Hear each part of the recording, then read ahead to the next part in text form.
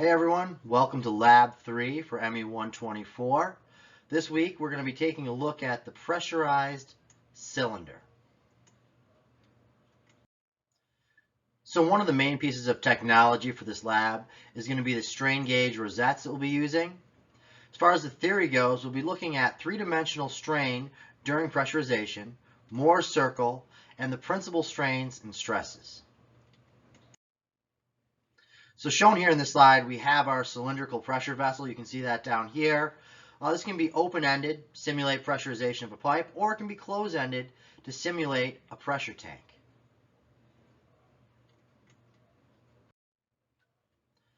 So on this slide here, we have a schematic view of our pressure cylinder here. We can take a look at, let's go through these one at a time. One, this is our measurement cylinder. Up here, we can see at 2, we have our fixed cover. Down here over at 3 here, this is our hand wheel for the plunger. 4 is our threaded stem right here. 5 is our actual plunger. 6 is the frame with a base plate. So right here is our base plate in the frame right there. Now we can take a look at 7. 7 right here is our collar. We go on to 8. 8 is our hydraulic pump right here. 9 is our pressure gauge. You can see up here, here's our pressure gauge right here at 9. 10, there are our strain gauges. And 11 is the connection socket to go to our data logger. So that's this connection socket right here. So these are all the main components that you should know in order to do this lab.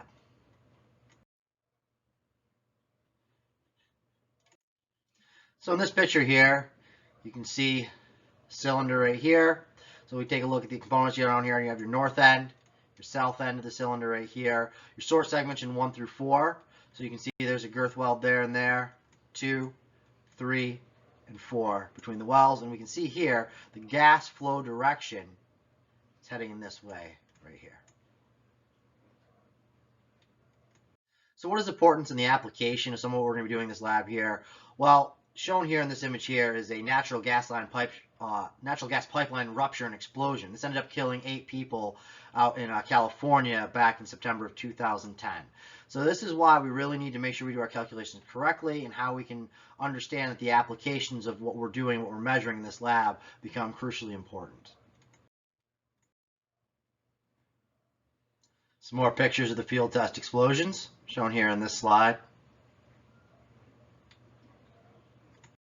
So we asked ourselves, what could be the cause of some of these failures? Well, first, the venting of the tanks, and this one here, has been partially blocked or does not meet the minimum diameter as described in our standards. And secondly, the welding where the tank and the end plates join onto the body of the tank have deteriorated through time and exposure. So these are all things that we need to consider when we're designing and testing some of these tanks. So for this tank here, the issue was an internal non-code weld. So this non-code weld weakened the shell of this tank here, causing a massive rupture. So the full pressurized tank was propelled across the facility yard, almost hitting agricultural chemical tanks and buildings as it flew by, and came to rest almost 250 feet away. So all from somebody not doing a weld up to code, we see this catastrophic failure that could have been even worse if it had hit any of the buildings as it was going by. So as we take a look at some of these cylindrical pressure vessels here, one thing that we may want to ask ourselves is, what is a thin-walled cylinder? How is this defined? Well, this thin-walled cylinder will have a large average diameter D as compared to the wall thickness S. So we see here our D, our diameter there as compared to our S, must be greater than 20 to be a thin-walled cylinder, where D is defined by DI plus DO over 2. So in this slide here, we're going to take a look at the stressors due to pressurization PI in our cylindrical pressure vessels here. So we can see down here we have our PI in each of these here. We can see that our axial stress here are sigma A, and we can also see our circumferential and tangential stresses here are sigma T over here.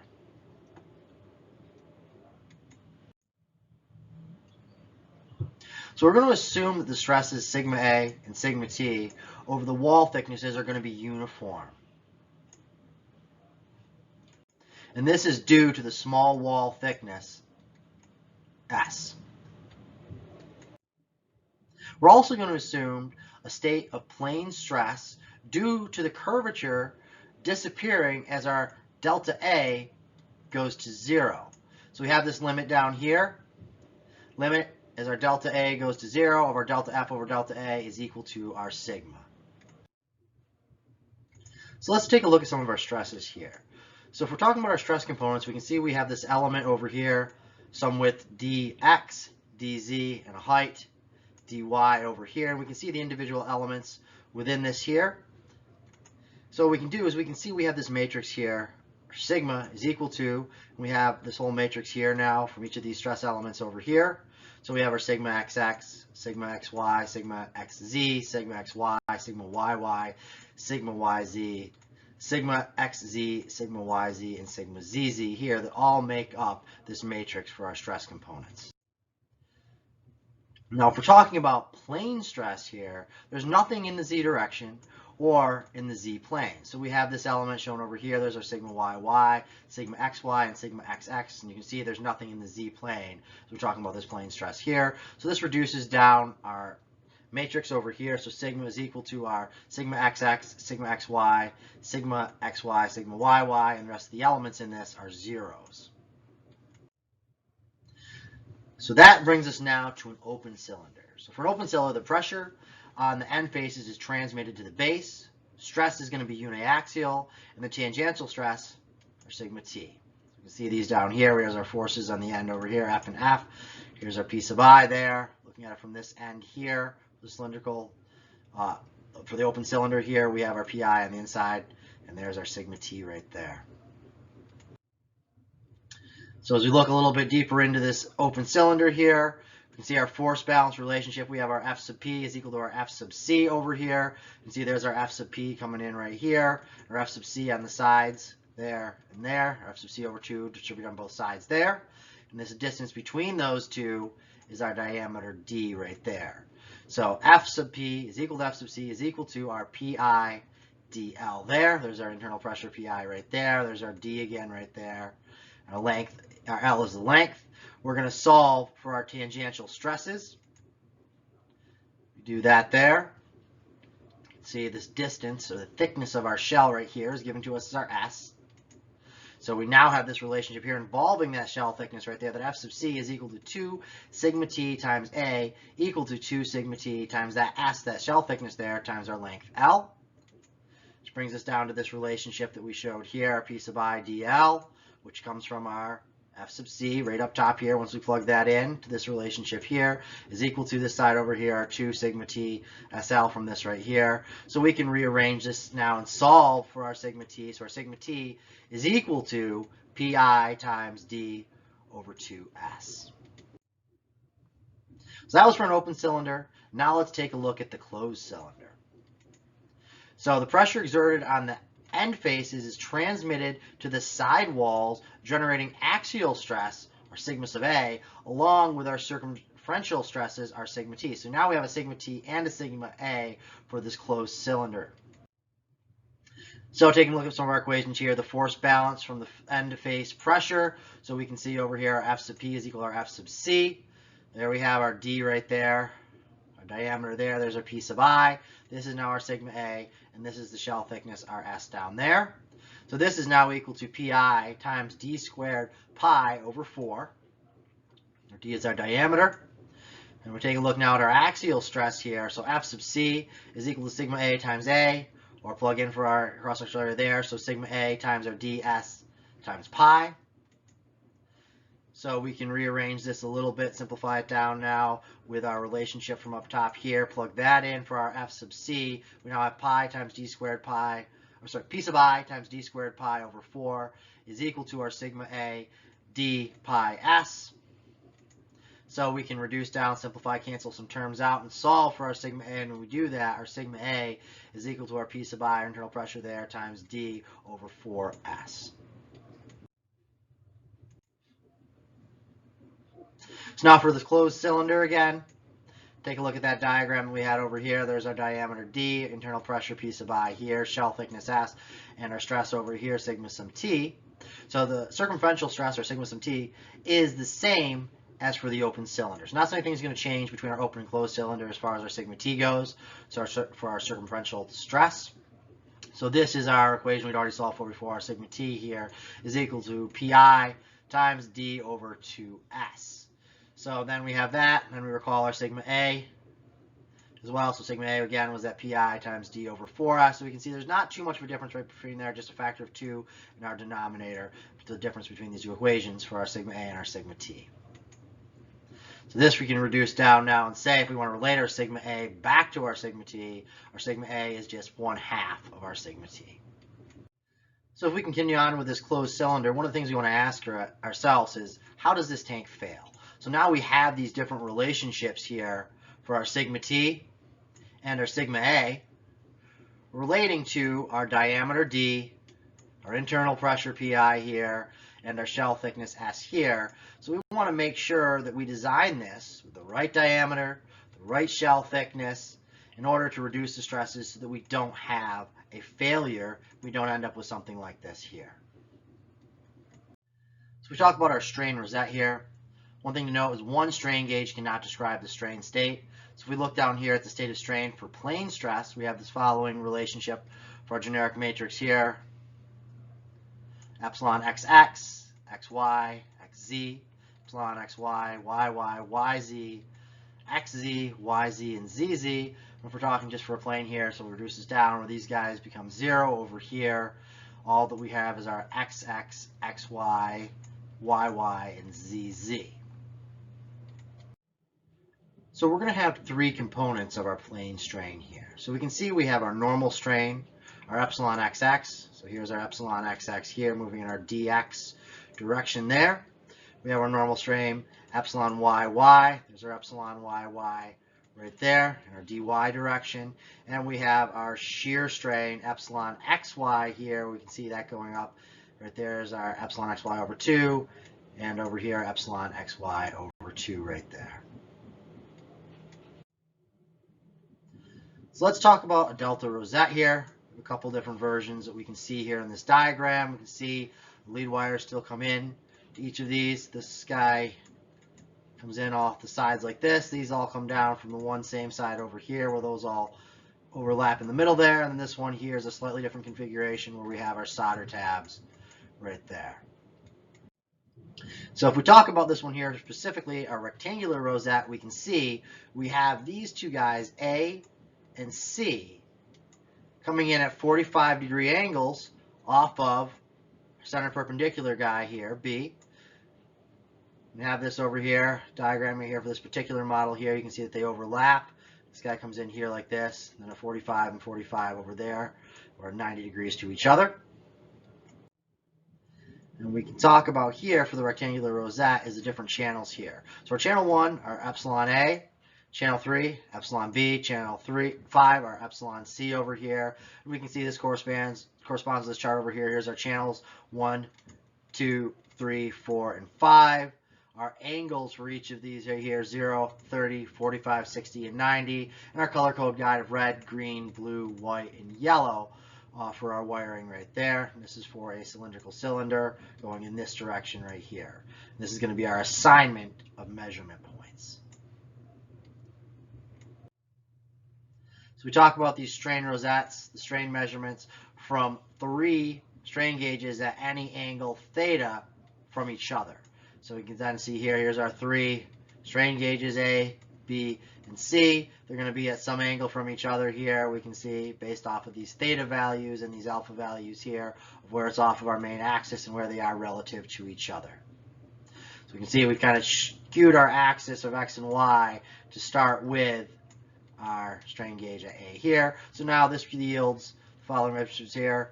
Epsilon A is going to be our epsilon XX. Epsilon B is going to be our epsilon XX times the cosine squared of theta plus epsilon YY times the sine squared of theta plus 2 times epsilon XY times the cosine theta sine theta. And our epsilon C is going to be our epsilon XX times the cosine squared of 2 theta, epsilon YY times sine squared of 2 theta plus our 2 epsilon xy times the cosine of 2 theta, sine of 2 theta. So for this particular case here, we have a theta is equal to 45 degrees. So we can see our thetas right here have now been replaced by 45 degrees. So that means our strain gauge A and our strain gauge C are at 45 degrees from our strain gauge B right here. It's off of our main axis, some distance alpha here. So for our theta is equal to 45 degrees, we can plug in. We know our theta, our cosine of theta would be 1 over the square root of 2. Our sine of theta would be 1 over the square root of 2. Cosine of 2 theta is 0. Sine of 2 theta is 1. So we can get all these equations that we had for epsilon A, B, and C from our previous slide here. And then we can start plugging in these values now for when theta is equal to 45 degrees. We do that. And for that theta of 45 degrees, we now end up with these simplified ones that epsilon XX is equal to epsilon A, epsilon YY is equal to epsilon C, and for epsilon XY this is equal to epsilon B, or negative 1/2. If we can compare this to A and C here, of epsilon A plus epsilon C. So for our principal strain, we want principal strains and strain axes. So the sides of the unit cubes are going to stay perpendicular. So we can see down here, relative to our y prime and our x prime axis right here. You can see it tilts at some angle alpha here off of our standard x, y coordinate right there. So if we talk about now our Mohr circle here, this is going to be a graphical method for representing the relationship between our normal strain or stress, our shear strain or stress, and the orientation of an element. So we'll take a look here. Mohr circle for strain in this case here. We're going to plot strain values that we've recorded, find a midpoint, and draw a circle. So we can see here, we plot strain values. Right there, from those, we can find our midpoint, and from that midpoint there, we can then draw a circle based upon that there all the way around. A rough circle right there, intersecting those points from our strain values.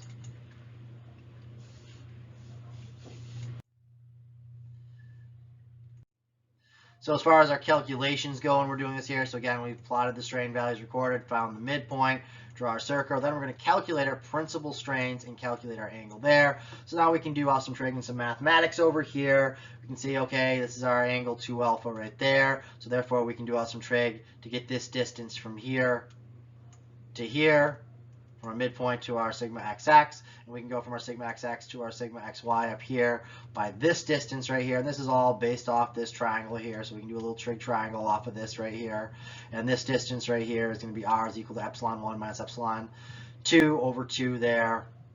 And how far is our midpoint from our origin? Right there, so that's based off of this equation right there. So we can calculate our principal strains and calculate our angles based off of our geometry and our trigonometry within our Mohr circle.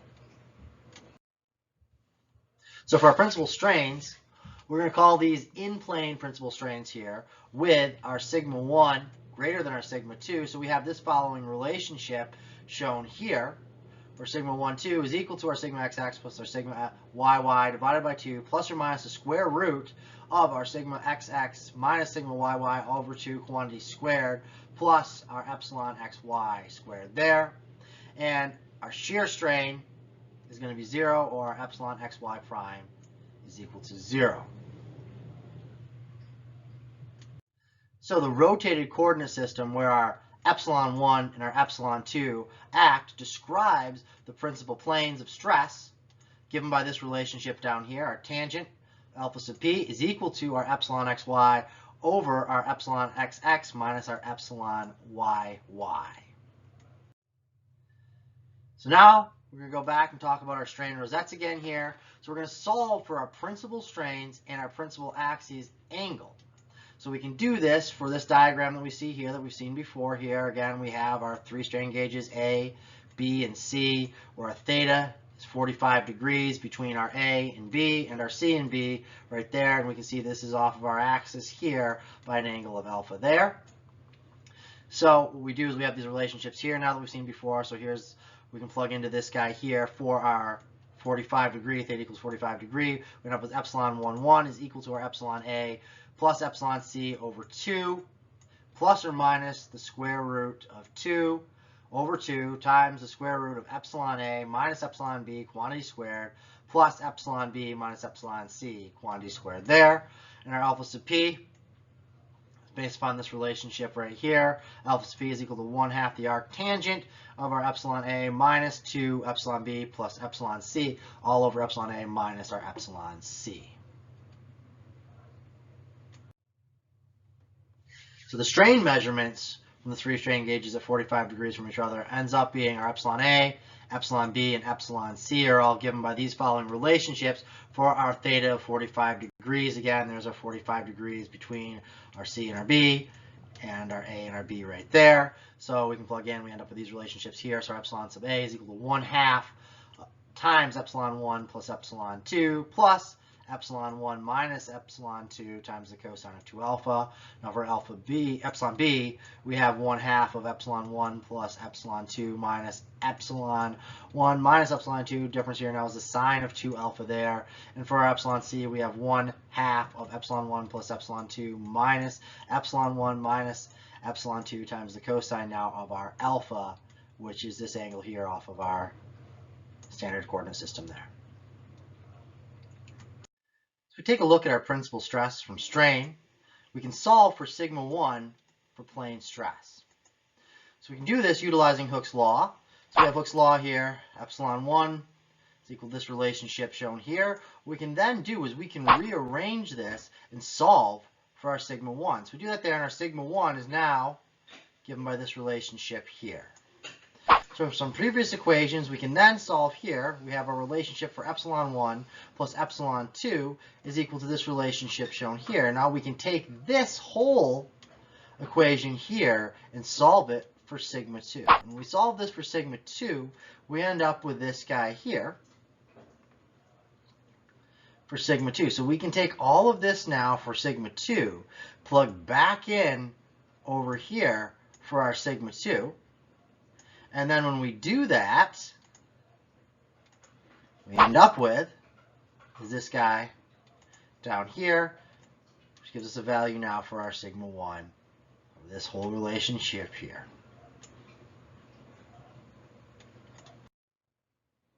So for both principal stresses, again, we have this relationship shown here for sigma 1 and sigma 2. See our variation right here, what makes these different here, our epsilons move around slightly in these two different equations there. So there are for our stress from strain for both principal stresses right there. So if we have strain information, what we can do with these here, plug in our values for our strains that we have, and then from that back out and calculate our stresses sigma 1 and our sigma 2. So now we can also use Moore's circle for stress here. So we can plot the values of our principal stresses. You can see there's our sigma 2 down over here now, our sigma y right there, our sigma x right there, and our sigma 1 right there on our sigma axis like this here. So again, we can go through, there's our alpha, our angle here off of our primary sigma axis right there. And we can calculate the stresses from theory by rotating by alpha, as determined by the relationship that sigma x is equal to sigma t and sigma y is equal to our sigma a. So our principal stresses here, we can call these in-plane principal stresses. So our sigma 1 greater than our sigma 2, we have this relationship shown here for our sigma 1, 2. So this is equal to sigma x plus sigma y over 2 plus or minus the square root of sigma x minus sigma y over 2 quantity squared plus our tau xy squared right there, and our shear stress is 0, so our tau xy prime here is going to be 0. So the rotated coordinate system, where our sigma 1 and sigma 2 act, is then going to describe our principal planes of stress. So similarly, we've done this before for our strain, and this is going to say now our tangent of 2 alpha sub p is equal to 2 times our sigma xy over sigma x minus our sigma y.